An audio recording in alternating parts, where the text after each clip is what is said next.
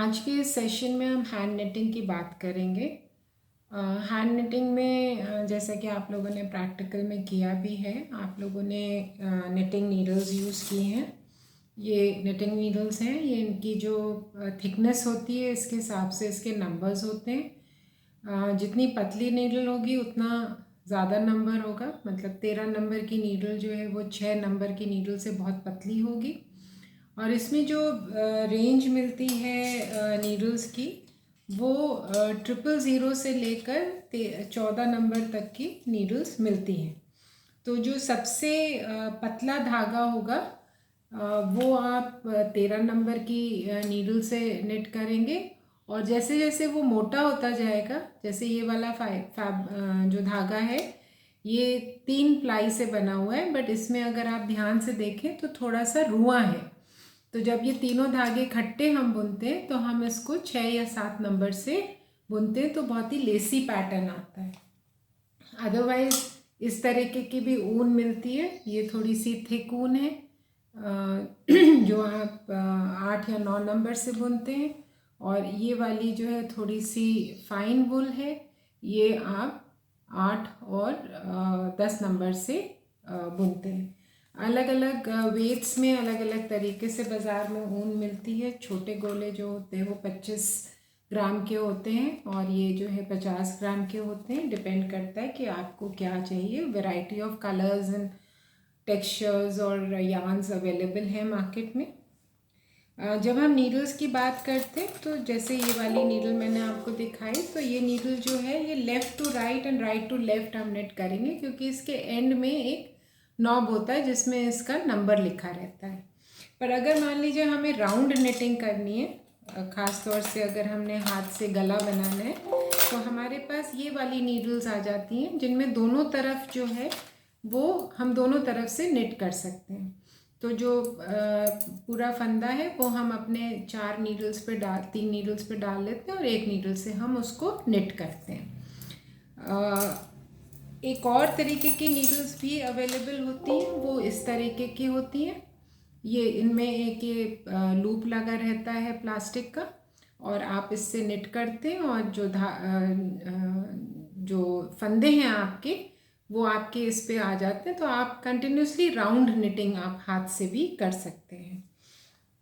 इसी तरीके से इस तरीके के नीडल्स मिलती हैं जिसमें हम अगर हमें फंदा गिराना है, निट नहीं करना है, तो हम उसके ऊपर डाल सकते हैं। तो और भी कई वैरायटीज़ मिलती हैं। और ख़ास तौर से जब हम बात करते हैं कि क्रोशिया से निटिंग शुरू हुई थी, तो ये इसको हम क्रोशिया कहते हैं। अलग अलग नंबर्स ही मिलती हैं, एक हुक बना रहता है। डिपेंडिंग ऑन जो भी यान आप यूज़ कर रहे हैं उस यान के हिसाब से आप क्रोशिया का साइज़ ले लेते हैं ना। सपोजिंग ये जैसे हम बात कर रहे थे कि क्रोशिया से निटिंग डेवलप हुई, तो देखिए ये इसमें लूप है और ये यहाँ पर लूप लेकर हम इस तरीके से इसको एक कंटिन्यूस हम एक चेन बना ले रहे हैं। तो सपोजिंग हमने ये जब निटिंग शुरू हुई तो यही कॉन्सेप्ट आया कि अगर हम इसके बगल बगल स्टिचेस डाल के अगर हम उनको निट कर लें, तो जब ये कॉन्सेप्ट डेवलप हुआ तो इस तरीके की निटिंग आपके सामने उभर कर आई, जो आप लोगों ने सैम्पल्स में किया है। अब इसमें अगर आप ध्यान से देखें तो ये वाला जो तरफ है जो आपको दिख रहा है ये राइट साइड है, इसको सीधा फंदा कहते हैं। सीधे फंदे में ये वी सा एक डायग्राम बनता है। आप देखिए आपको सीधी सीधी रोज दिख रही होंगी फंदों की। इन रोज को हम वेल्स कहते हैं। जो सीधी रोज हैं उनको हम वेल्स कहते हैं। और इसी को अगर हम उल्टी तरफ से देखेंगे तो ये हमारा रॉन्ग साइड हो जाता है, जिसको हम कहते हैं उल्टा फंदा। और ये हमारे कोर्सेज हो जाते हैं। जो क्रॉस वाइज चलता है वो कोर्स होता है। क्रॉस वाइज और कोर्स आपको याद करने में आसान रहेगा। और उसका ऑपोजिट जो लेंथ वाइज है वो वेल्स कहलाता है। ये बहुत इम्पॉर्टेंट है समझना, क्योंकि आगे चल के जब आप वेफ निटिंग और वॉप निटिंग में डिफरेंसेस समझेंगे तो वहाँ पर ये कोर्सेज और वेल्स की समझ होना बहुत ज़रूरी है। जो हैंड निटिंग हम करते हैं वो वेफ्ट निटिंग होती है।